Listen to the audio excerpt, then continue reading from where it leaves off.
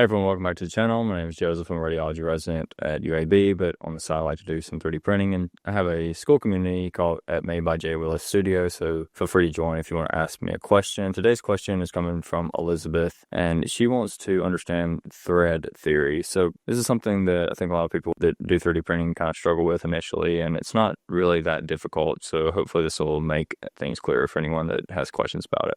All right, so here's just a blank Fusion design file. So I'm going to create a new component. I'm going to make this threaded male part, and then I'm going to make another component threaded female part. And so I'm just going to make a kind of simple design here. So this part, hopefully you can kind of understand, and just making some circles here of different sizes. Let's do like 20.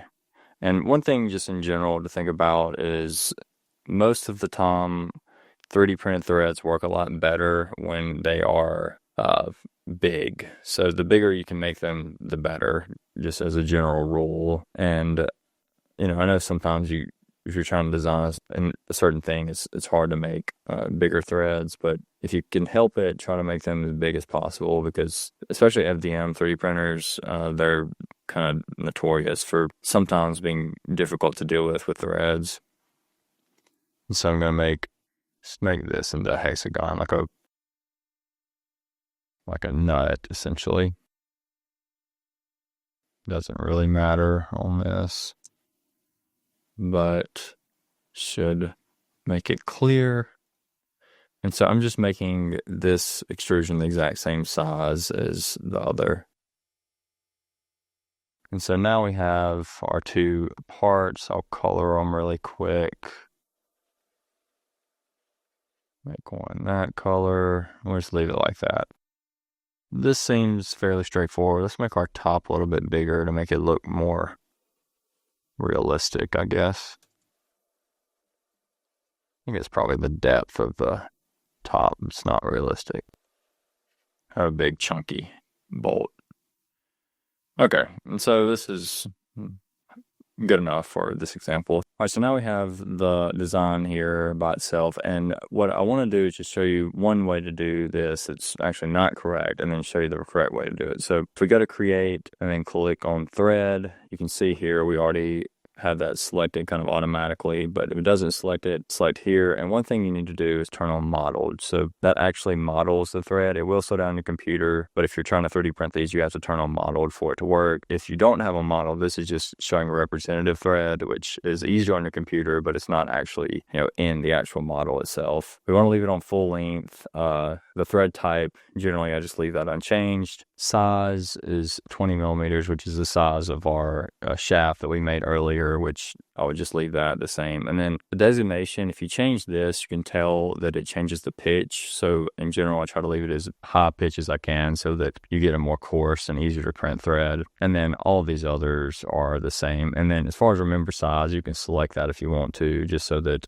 you can remember that for the next one. And click OK. And so the issue with this is that we need to add a chamfer on the end. And if you go to modify chamfer and try to add it now, you'll see that you'll get an error. And you can see that the error is because this part it's detecting is too short to add a chamfer. So the way that you fix this is you have to go back in your timeline, and actually for me to get it to work, I have to delete this and then add the chamfer beforehand. So modify chamfer and then add this as like 5 millimeters, or I think 3 millimeters in this case will be fine. And then we do the same thing, create thread, and then select that.